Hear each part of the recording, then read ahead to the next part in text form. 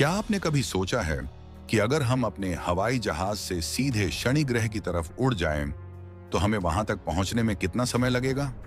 चलिए इसे वैज्ञानिक तरीके से समझते हैं। मान लीजिए हम एक ऐसा हवाई जहाज लेते हैं जिसकी स्पीड 900 किलोमीटर प्रति घंटा है, यानी वैसी ही रफ्तार जैसी किसी इंटरनेशनल फ्लाइट की होती है। अब बात करते हैं दूरी की। पृथ्वी से शनि ग्रह की औसत दूरी लगभग 1.4 अरब किलोमीटर है।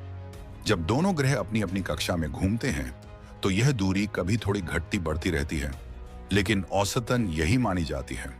अगर हम इस दूरी को 900 किलोमीटर प्रति घंटे की स्पीड से तय करें तो हमें लगभग 15,55,555 घंटे लगेंगे।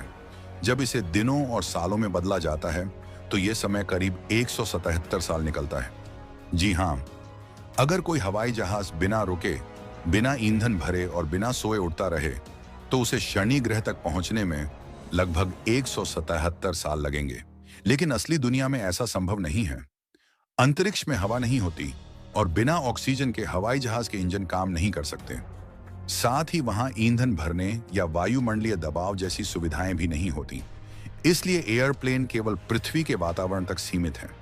शनि तक पहुंचने के लिए हमें रॉकेट जैसी तकनीक चाहिए जो अंतरिक्ष के निर्वात में चल सके।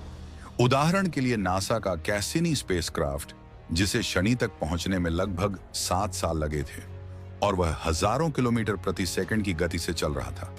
तो अगर तुलना करें, जहां एक रॉकेट 7 साल में पहुंच जाता है, वहीं एक हवाई जहाज को उसी यात्रा में 177 साल लगेंगे। यही विज्ञान की खूबसूरती है। यह हमें सोचने पर मजबूर करता है कि हमारी तकनीक कितनी आगे बढ़ चुकी है और आगे कहां तक जा सकती है। विज्ञान में हर सवाल एक नई खोज की शुरुआत है और शायद एक दिन इंसान ऐसी तकनीक बना ले जो इस कल्पना को हकीकत में बदल